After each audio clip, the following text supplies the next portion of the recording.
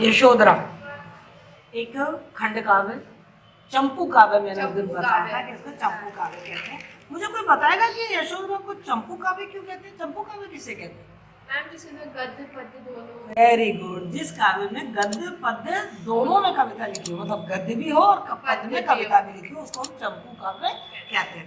भाषा हिंदी हम सब जानते हैं। मैथिली शरण गुप्त की जो भाषा है वो संस्कृत शब्दावली की प्रदाता है, यानी कि तत्सम शब्द उसमें बहुत से प्रयोग में लिए गए।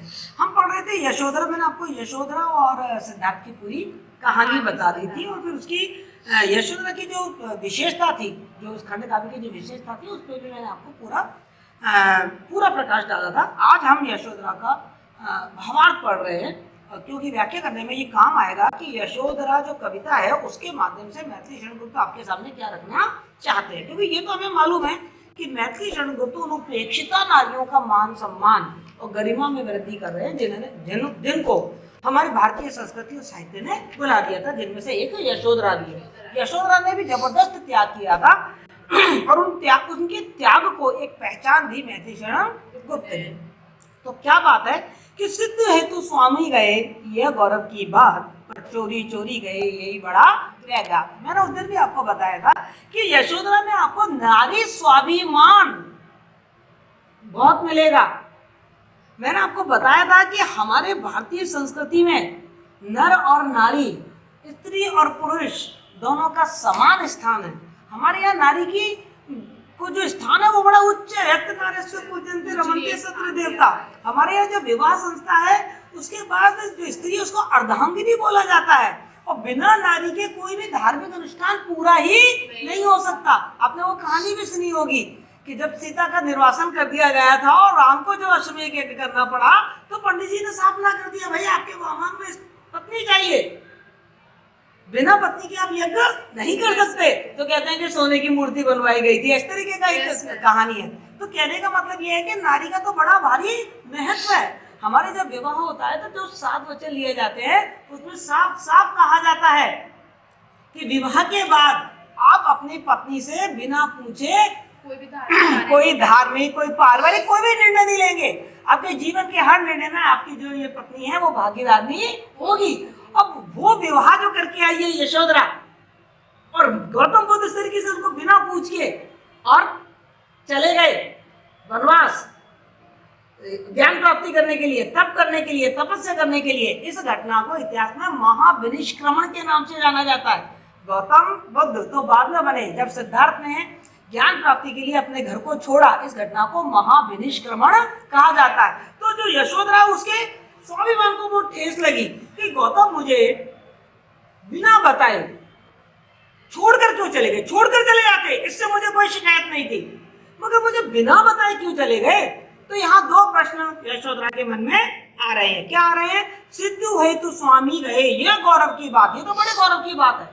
ये तो मेरे लिए बहुत ही गर्व की बात है। ये तो मेरे लिए, मतलब हमारे राज परिवार के लिए, मेरे लिए ये तो बहुत ही कहना चाहिए कि गौरव की बात है। इससे तो हमारा मान बढ़ेगा कि मेरे जो पति है वो सिद्धि हेतु गए हैं, सिद्धि की प्राप्ति के लिए गए हैं, सच की खोज में गए हैं, तपस्या करने के लिए गए हैं। क्योंकि बेटा हमारे भारत में तो बड़ी लंबी परंपरा रही है कि जो लोग हैं वो तपस्या करने जाते हैं और वो सत्य का अनुसंधान करते हैं। संसार क्या है, माया क्या है, दुख कैसे दूर करो। तो तपस्या की तो हमारे यहाँ बहुत लंबी चौड़ी एक परंपरा चली आ रही थी। तो बहुत गौरव की बात है कि मेरे स्वामी भी तपस्या के लिए गए हैं। पर चोरी चोरी गए यही बड़ा रहेगा। पर चोरी चोरी क्यों गए?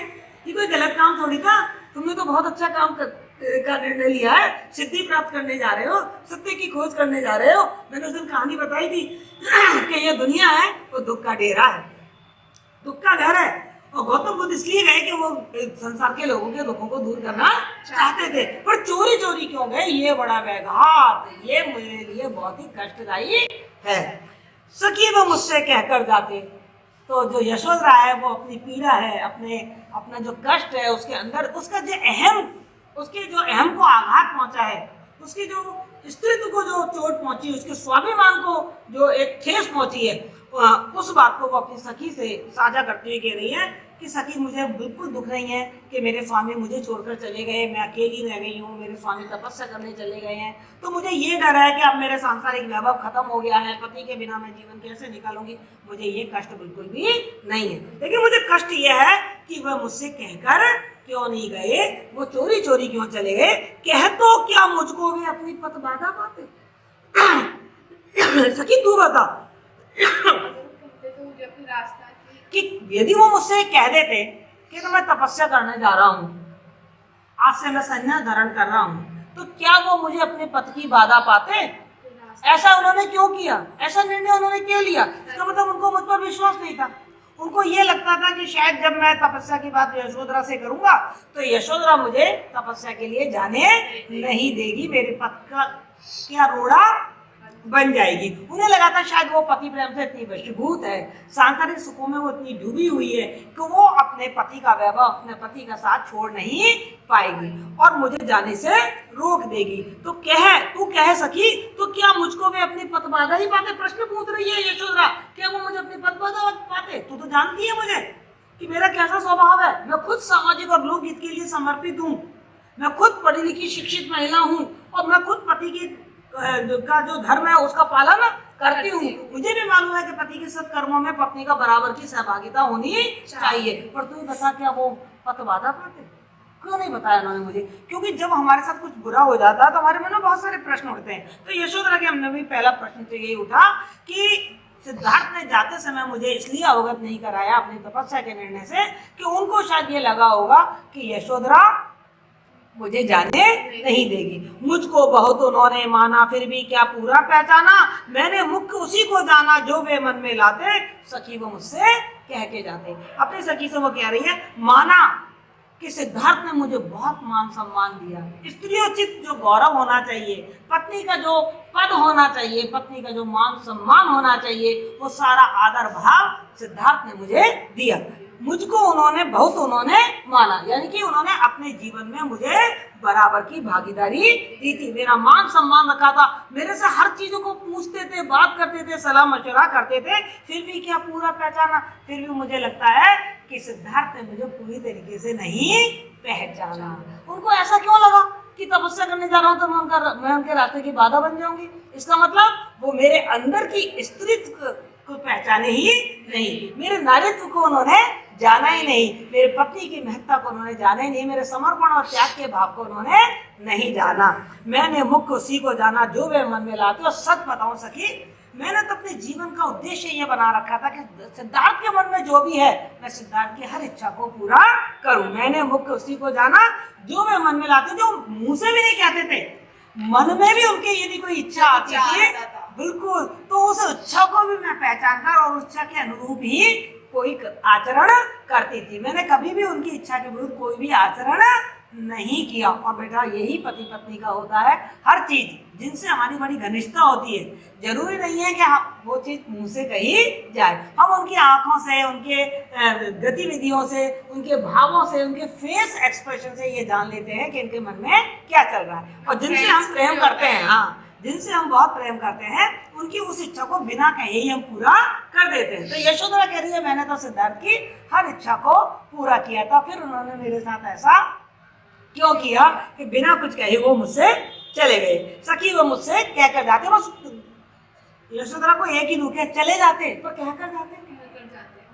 ये तो एक तरीके से देखिए तो मेरे ऊपर प्रश्न चिन्ह लग गया कि तुम छोड़कर चले गए, मतलब तुमने मुझे इतना कमजोर समझ लिया कि मैं तुम्हें जाने नहीं देती, या तुमने मुझे इतना स्वार्थी समझ लिया कि मैं केवल अपने हित के लिए तुम्हें रोक के रख लेती, या तुमने मुझे इतना मतलब पत्नी के अधिकारों से विहीन कर दिया कि मेरे को ये भी अधिकार नहीं कि तुम कहाँ जा रहे हो मुझे मालूम रहना चाहिए। स्वयं सुसज्जित करके क्षण में प्रियतम को प्राणों के पण में हम ही भेज देती हैं रण में, क्षात्र धर्म के नाते सखी वो मुझसे कह के जाते। अब यशोधरा अपनी सखी से कह रही है कि देख सखी तू जानती है ना मैं तो क्षत्राणी हूँ, मैं क्षत्राणी हूँ, और क्षत्राणियों की ये विशेषता है, मैं नहीं कह रही हूँ, इतिहास गवाह है कि हम क्षत्राणियां अपने पति को स्वयं अस्त्र शस्त्रों से सजाकर और राज तिलक करके, विजय तिलक करके उनको युद्ध करने के लिए भेज देती हैं। धर्म के लिए कोई युद्ध होता है, देश के लिए कोई युद्ध होता है, राष्ट्रीयता के लिए कोई युद्ध होता है, तो हम ही अपने पति को अस्त्र शस्त्रों से सज्जित करके और हंसी हंसी विजय तिलक करके उनको युद्ध में भेज देती हैं। हमें क्षात्र धर्म के नाते तो क्या मैं क्षत्राणी नहीं थी? जब हम युद्ध में अपने पति को विजय तिलक करके अस्त्र शस्त्र से सजाकर भेज देती है, जबकि हमको मालूम है कि शायद मेरा पति लौटकर युद्ध से नहीं आए, शायद मेरा पति युद्ध में ही वीर गति को प्राप्त हो जाए, लेकिन फिर भी हम ना रोती हैं ना तड़पती हैं, ना उनको युद्ध में जाने से रोकती हैं। मैं भी तो वही क्षत्राणी थी, और तुम भी तो एक तरीके से धर्म युद्ध पे तो जा रहे थे, तुम भी तो सच का खोज करने के लिए जा रहे थे, तुम भी तो ज्ञान प्राप्ति के लिए जा रहे थे, एक धर्म युद्ध के लिए जा रहे थे। तो मुझसे यदि कहकर जाते तो जिस तरह क्षत्राणियां अपने पति को अस्त्र शस्त्र से सजाकर और विजय तिलक करके भेजती हैं, मैं भी सिद्धार्थ को उसी तरीके से विदा करती।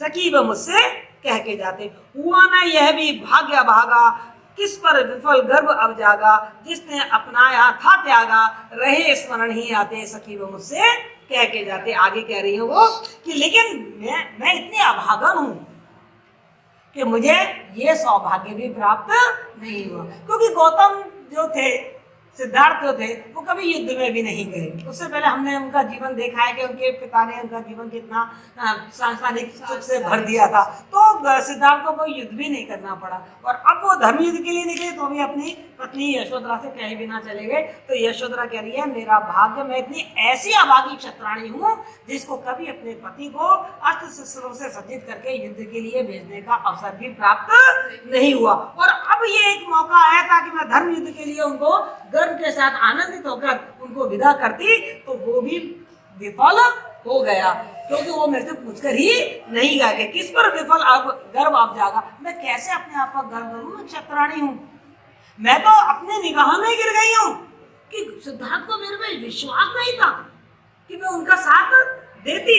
जिसने अपनाया था, जिसने मुझे अपनाया था, सप्तपदी 7 फेरे लेकर और भगवान के मंत्रों के सामने जिसने मुझे अपनाया था, अपने अर्धांगिनी बनाया था, आज उसी व्यक्ति ने मुझे त्याग दिया, क्योंकि उसने मुझे सहधर्मिणी के लायक ही नहीं समझा। आगे उसने मुझे सहधर्मिणी का माना। यदि सहधर्मिणी मानते तो अपने इस निर्णय में मुझे साथ रखते, लेकिन नहीं रखा। रहे स्मरण ही आते, अब तो केवल सिद्धार्थ मुझे याद ही आते हैं। सखी वो मुझसे कह कर जाते, नयन उन्हें हैं निष्ठुर कहते, पर इनसे जो आंसू बहते, सदा हृदय वे कैसे सहते, गए तरस ही खाते। सखी वो मुझसे कह के आते। तो एक विचार तो ये भाव जागा है यशोधरा के मन में, प्रश्न उठ रहे हैं ना, मैंने आपसे कहा था प्रश्न उठ रहे थे। एक प्रश्न तो ये जागा, वो विचार कर रही है कि सिद्धार्थ मुझसे बिना कहे क्यों चले गए। तो पहला जो विचार उसके दिमाग में आया वो तो ये आया कि शायद सिद्धार्थ ने मुझे कमजोर समझ लिया था कि मैं उनकी पद की बाधा बन जाती, इसलिए वो चले। तो यशोधरा के मन में दूसरा भाव क्या आया है कि नहीं नहीं, सिद्धार्थ ऐसे मुझे कमजोर कैसे समझ सकते हैं, मैं तो सिद्धार्थ की सहधर्मिणी हूँ, सिद्धार्थ तो मुझे बहुत प्रेम करते थे, ऐसे वो मुझे त्याग नहीं सकते, वो तो जानते थे मुझे अच्छी तरीके से, मैं तो क्षत्राणी हूँ।